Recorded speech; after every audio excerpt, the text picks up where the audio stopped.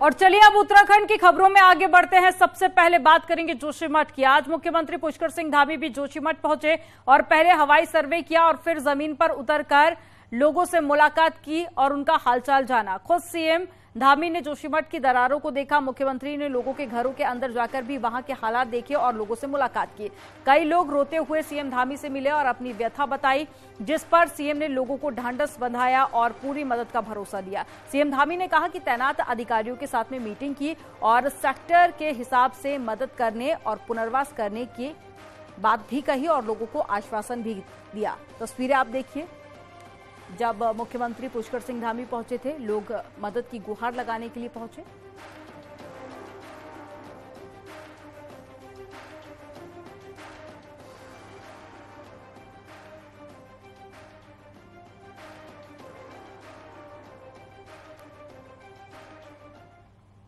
जोशीमठ में जिंदगी की जंग जारी है। सीएम पुष्कर सिंह धामी की नजर बनी हुई है। आज मुख्यमंत्री धामी ने जोशीमठ का दौरा किया और पीड़ित लोगों से मुलाकात की।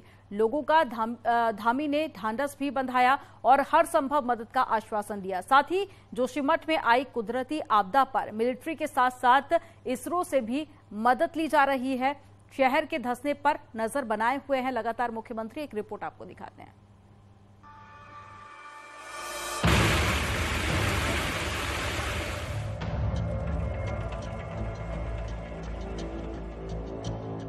हिमालय की गोद में बसा एक जिंदा शहर जोशीमठ अब डराने लगा है।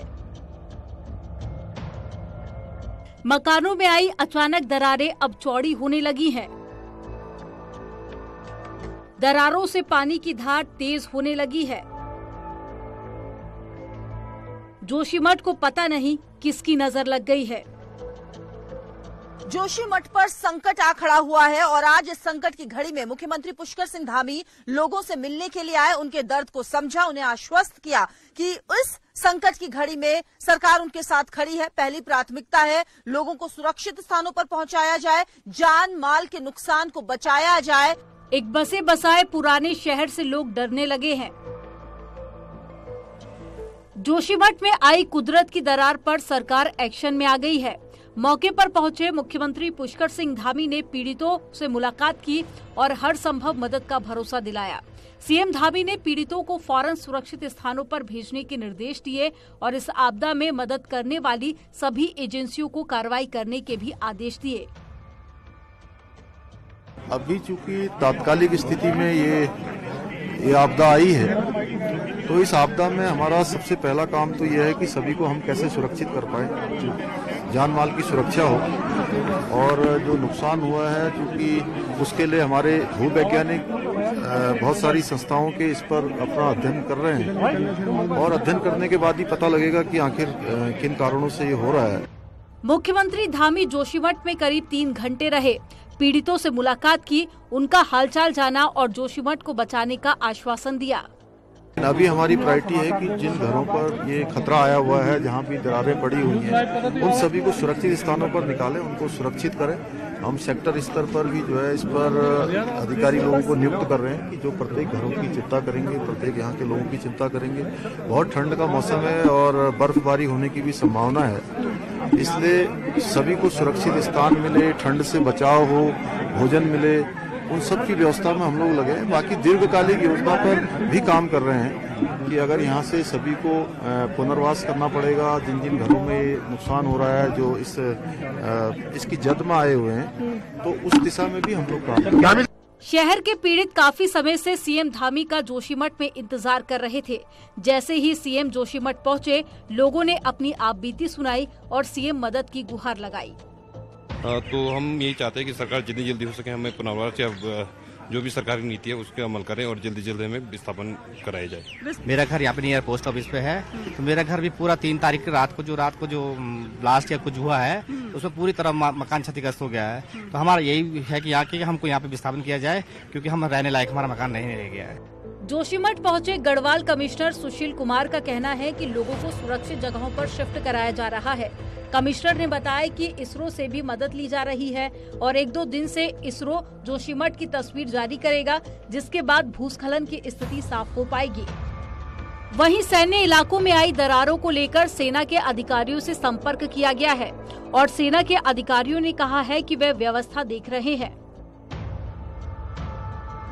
तो सैन्य इलाकों में भी अगर ऐसी चीज है तो अपना कर रहे हैं व्यवस्था। सर, अभी तक वैज्ञानिकों की ओर से क्या कुछ संकेत दिए गए हैं, क्या कारण बता रहे हैं? वैज्ञानिकों की ओर से अभी तक जो चर्चाएं प्रारंभिक हुई हैं तो उनका कहना है कि जो पानी का स्रोत है भूमि के नीचे कहीं है और वो अब सैटेलाइट जो इमेजरी है इसरो से वो इकट्ठी की जा रही है। आज या कल में वो आ जाएंगे। उसके बाद हम पानी के नीचे की जो सतह है, भूमि के नीचे की सतह है, इस पूरे क्षेत्र की पिछले 4 महीने में क्या परिवर्तन हुए हैं वो इमेजरी ले रहे हैं। ये भयानक तस्वीरें उत्तराखंड के जोशीमठ की हैं, जहां पूरा शहर दरक रहा है। लोग अब इस पुराने शहर से पलायन करने को मजबूर हो रहे हैं। बारिश के दिनों में दिखाई देने वाले ऐसे झरने अचानक सर्दियों में दिखाई देने लगे हैं। ऐसा नहीं है कि सिर्फ 1 या 2 मकानों में मुसीबत आई है। जोशीमठ के दूसरे स्थानों पर भी दरकने की तस्वीरें सामने आ रही हैं। जोशीमठ में 1 जनवरी के बाद जिस तरीके से लगातार दरारें बढ़ती चली गई, उसका असर अब सैन्य क्षेत्रों में भी तेजी के साथ दिखाई दे रहा है। ऐसा नहीं कह सकते हैं कि सेना के क्षेत्र में दरारें ना पड़ रही हो। कई इलाके ऐसे हैं जो इस समय भूस्खलन की जद में आ चुके हैं। इस समय हम सेना के कैंप में मौजूद है। इसके आसपास के जो आप देख रहे हैं सड़क है, जो मलारी राष्ट्रीय राजमार्ग है, उस पर भी दरारें आप देख सकते हैं। और ये जो आप सामने देख रहे हैं, सेना की एक सड़क ऊपर की तरफ जा रही है। सेना के जवान आपको दिखाई दे रहे होंगे। इस पूरे इलाके में इस समय दरार पड़ चुकी है। हालांकि सेना अलर्ट मोड पर पहले से ही है। और जोशीमठ में अगर बात करें तो यहाँ पे पूरी एक ब्रिगेड है। कम से कम 8 से 9 हजार जवान यहाँ पे रहते हैं। ये देखिए, एक बड़े हाल में अचानक दरार आ गई। ऐसी तस्वीरें सिर्फ किसी एक घर या सड़क की नहीं है। जोशीमठ के पूरे शहर में इसी तरह की आफत आई हुई है। आलम यह है कि लोग पलायन करने को मजबूर हैं और सरकार से गुहार लगा रहे हैं। पानी के रिसाव का कारण एनटीपीसी की सुरंग को माना जा रहा था, लेकिन इसी बीच एनटीपीसी ने ये साफ कर दिया कि सुरंग से दरारों का कोई संबंध नहीं है। बहरहाल जोशीमठ को बचाना सरकार की पहली प्राथमिकता है। न्यूज़ 18 के लिए भारती सकलानी के साथ नितिन सोमवाल की रिपोर्ट।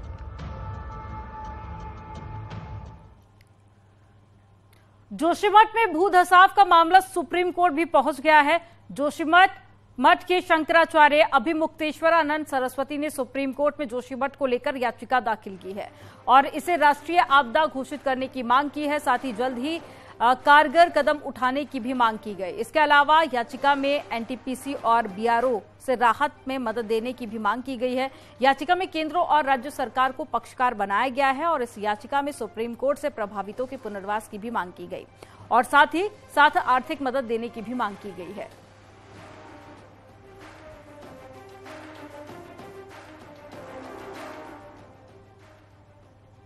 जोशीमठ को लेकर अब मौसम भी डरा हुआ है, यानी कि मौसम लगातार बिगड़ता जा रहा है। मौसम विभाग की तरफ से यह अनुमान भी जारी किया गया, जिसके मुताबिक 2 दिन बाद मौसम बदलने वाला है। 2 दिन बाद जोशीमठ में बारिश और बर्फबारी का अनुमान भी लगाया गया है। जोशीमठ में लगातार दरारें बढ़ रही हैं और जमीन के अंदर से पानी भी निकल रहा है और साथ ही मौसम विभाग के अनुमान के मुताबिक बारिश होती है तो समस्या और भी ज्यादा बढ़ जाएगी।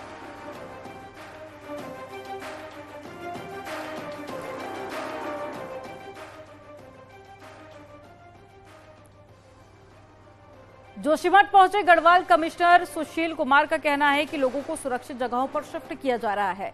कमिश्नर ने बताया कि इसरो से भी मदद ली जा रही है और 1-2 दिन में इसरो जोशीमठ की तस्वीर भी जारी करेगा, जिसके बाद में भूस्खलन की स्थिति साफ हो पाएगी। वहीं सैन्य इलाकों में भी आई दरारों को लेकर सेना के अधिकारियों से संपर्क किया गया है और सेना के अधिकारियों ने कहा है कि व्यवस्था लगातार देख रहे हैं और लगातार देखिए कोशिश की जा रही है। तस्वीरें आप देखिए, दरारें लगातार चौड़ी होती जा रही हैं, जो कि एक चिंता का कारण बनी हुई है।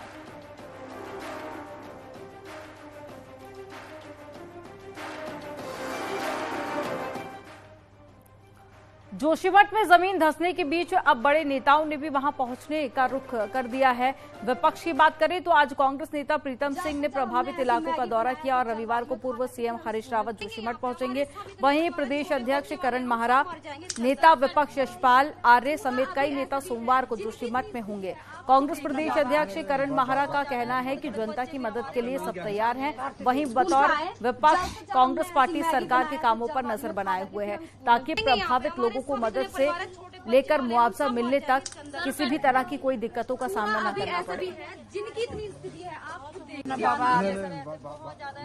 है और सरकार क्या कर रही है उस पर दृष्टि रखना, लोगों को मुआवजा देते या नहीं देते, किस तरीके की कदम सरकार उठाने जा रही है, कौन जूलॉजिस्ट वहां जा रहे हैं, कौन एक्सपर्ट्स को वहां भेजा जा रहा है, किस तरीके की हाई लेवल कमेटी वहां बन रही है, इन सब पे हम लोग नजर रखेंगे और जनता से मिलकर उनके दुख को बांट के जो उनके लिए बेहतर होगा उसके लिए सरकार से गुहार भी करेंगे और सरकार नहीं करेगी तो फिर जो लड़ाई लड़ने का तरीका उसको भी अपनाएंगे।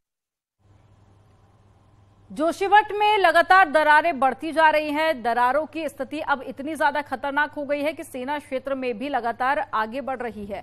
जोशीमठ में सेना की एक पूरी ब्रिगेड तैनात है जिसमें लगभग 8 से 9 हजार जवान रहते हैं। इसके साथ ही आईटीबीपी की पोस्ट भी तैनात की गई है। जोशीमठ में 1 जनवरी के बाद जिस तरीके से लगातार दरारें बढ़ती चली गई उसका असर अब सैन्य क्षेत्रों में भी तेजी के साथ दिखाई दे रहा है। ऐसा नहीं कह सकते हैं कि सेना के क्षेत्र में दरारें ना पड़ रही हो। कई इलाके ऐसे हैं जो इस समय घूसखान की जद में आ चुके हैं। इस समय हम सेना के कैंप में मौजूद है। इसके आसपास के जो आप देख रहे हैं सड़क है, जो मलानी राष्ट्रीय राजमार्ग है, उस पर भी दरारें आप देख सकते हैं।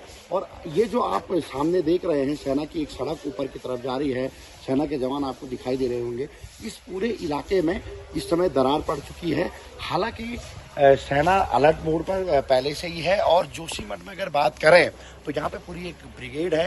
कम से कम 8 से 9 हजार जवान यहाँ पे रहते हैं, ड्यूटी करते हैं।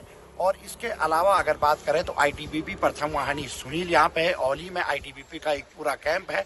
तो कुल मिलाकर अगर देखा जाए तो कहीं ना कहीं अब सेना क्षेत्र में अगर दरारें बढ़ती है तो ये आने वाले समय के लिए बहुत ज्यादा चिंतनीय होगा। इस समय अगर बात करें तो उत्तराखंड सरकार लगातार भूगर्भीय टीमों से पूरे क्षेत्र का निरीक्षण जरूर करा रही है, लेकिन जोशीमठ में जो हालात हैं वो सुधरने का नाम नहीं ले रहे हैं। नितिन सेमान, न्यूज 18, जोशीमठ। जोशीमठ में जमीन धंसने से तीर्थ पुरोहितों की चिंता भी बढ़ गई है। पहली चिंता इस साल होने वाली यात्रा को लेकर है, तो वहीं पुरोहितों का कहना है कि जोशीमठ के हालात से सबक सीखते हुए धामों में चल रहा मास्टर प्लान और साथ ही कंस्ट्रक्शन का काम तुरंत बंद करवा देना चाहिए और काम से पहले टेक्निकल सर्वे भी होना चाहिए। रिपोर्ट देखिए।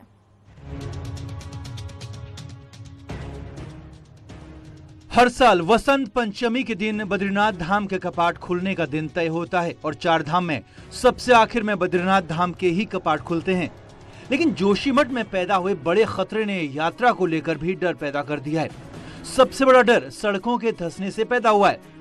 दरअसल बद्रीनाथ जाने वाली सड़क की जमीन जगह जगह धंस रही है। बद्रीनाथ में इन दिनों आम लोग नहीं रहते, पर 4 महीने बाद क्या इस बार यात्रा हो भी पाएगी या नहीं, इस बात ने तीर्थ पुरोहितों और आने वाले यात्रियों की चिंता अभी से बढ़ा दी है। हो गई है, लेकिन 4 धाम में प्रतिकूल असर पड़ रहा है। लगातार जजमानों के फोन आ रहे हैं कि इस बार यात्रा होगी नहीं होगी। तो हम ये सरकार से इसको स्पष्ट डिमांड करते हैं, मांग करते हैं कि आप सुनिश्चित करिए इस यात्रा को और रास्ते जो मार्ग है उसकी व्यवस्था, वैकल्पिक व्यवस्था बना के रखें। साल 2022 में सबसे ज्यादा 17,60,000 यात्रियों ने बद्रीनाथ धाम के दर्शन किए, तो वहीं 15,60,000 यात्री केदारनाथ धाम पहुंचे। तीर्थ पुरोहितों का कहना है कि जोशीमठ की खराब हालत को देखते हुए तुरंत धामों में चल रहा मास्टर प्लान का काम भी रोक दिया जाना चाहिए और किसी भी निर्माण से पहले टेक्निकल सर्वे होना चाहिए। आदि गुरु शंकराचार्य जी की तपस्थली और बद्रीनाथ जी के शीतकालीन पूजा स्थल जोशीमठ ज्योतिर्मठ में भूधसाव की जो घटना हुई है वो निश्चित बहुत चिंतनीय है और ये भविष्य के लिए संकेत भी है। इस सब घटनाक्रम को देखते हुए हम लोग ये मानते हैं कि बद्रीनाथ और केदारनाथ और ये पूरा जो इलाका जो है ये मध्य हिमालय क्षेत्र में स्थित है और अत्यंत संवेदनशील है। इसलिए जो बद्रीनाथ और केदारनाथ में वर्तमान में जो मास्टर प्लान के तहत कार्य कराए जा रहे हैं तो निश्चित रूप से इन कार्यों को जो है रोक लगाई जानी चाहिए, क्योंकि बड़े स्तर पर जो है निर्माण कार्य हो रहा है, कहीं ना कहीं इसका असर जो है इन दोनों धामों के मंदिरों में भी हो सकता है। जैसा कि केदार शब्द का ही शाब्दिक अर्थ जो है दलदल है, तो निश्चित रूप से केदार में दलदल जैसी जमीन में इस तरह के जो है बड़े निर्माण होना, प्लाजा का निर्माण होना या मास्टर प्लान के तहत बड़े बड़े निर्माण कार्य होना और भारी मात्रा में मशीन और जो निर्माण सामग्री का वहाँ पर एकत्रित होना, यह भी खतरे के संकेत हैं। इसलिए जो है सारे पहलुओं का तकनीकी और व्यवहारिक अध्ययन करने के बाद ही कोई निर्णय लिया जाना चाहिए और बड़े स्तर पर इन दोनों धामों के अतिरिक्त अन्य धामों में भी निर्माण कार्य पर रोक लगाई जानी चाहिए, यह हमारा मानना है। बद्रीनाथ आने वाले यात्रियों का बड़ा दबाव जोशीमठ शहर ही झेलता है और सबसे अहम पड़ाव भी है। लेकिन अब जबकि जोशीमठ ही धंस रहा है तो लोकल लोगों का तो डर बढ़ा ही है, बद्रीनाथ धाम की यात्रा पर भी बड़ा संकट मंडराता हुआ नजर आ रहा है। देहरादून से न्यूज़ 18 के लिए दीपांकर भट्ट की रिपोर्ट।